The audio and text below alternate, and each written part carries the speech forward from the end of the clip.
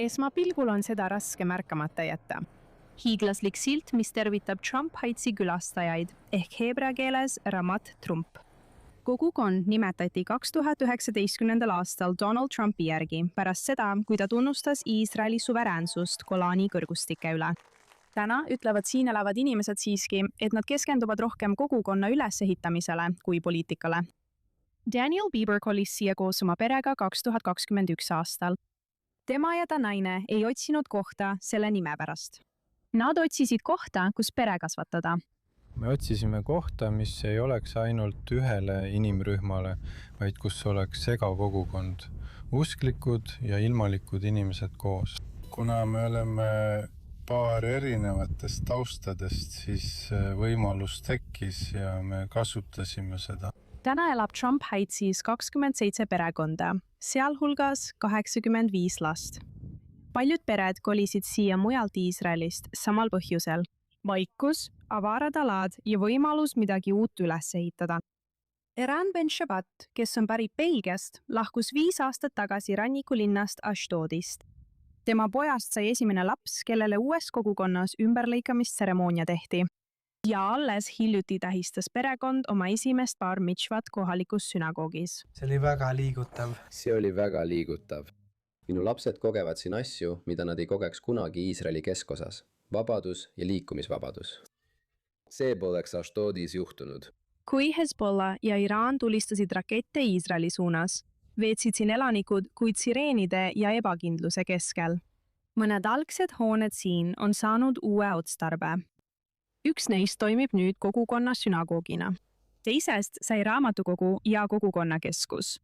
Sõja ajal muutsid elanikud ühe hoonetest ka juhtimiskeskuseks. See on meie staap, meie juhtimiskeskus. Võitluste ajal hoidsime siin ühendust operatiivkeskusega ja koordineerisime oma kogukonna hädaolukorra reageerimismeeskonda.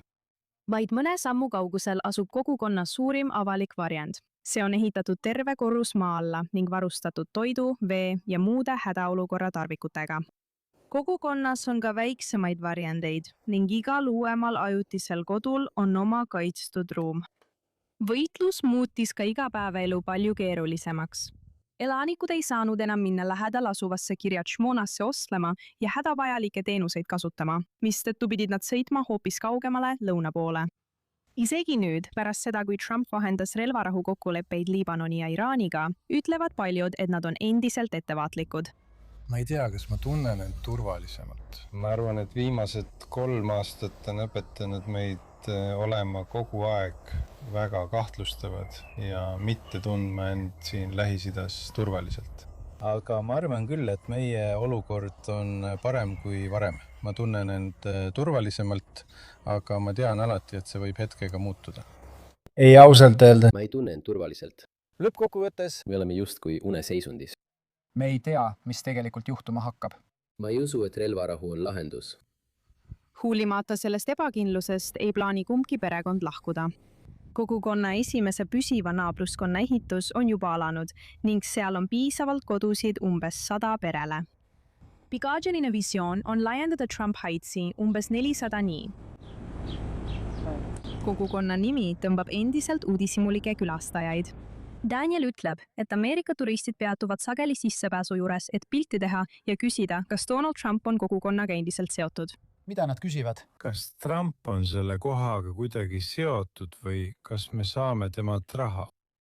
Olgu. Me ei saa. Ta ütleb, et need vestlused olid varem palju tavalisemad. Välja arvatud nimi, ma arvan, et see piirdubki sellega. Nimi ja silt ja kui sa oled pime, siis sa ei saa teada, et selle koha nimes on Trump. Alguses oli see naljakas, sellest räägiti ja naerdi, aga nüüd oleme sellega lihtsalt harjunud.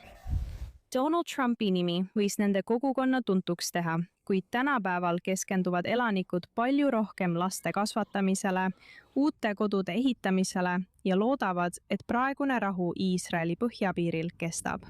Yulia Pobogailova, I24 News English, Trump Heights, Israel.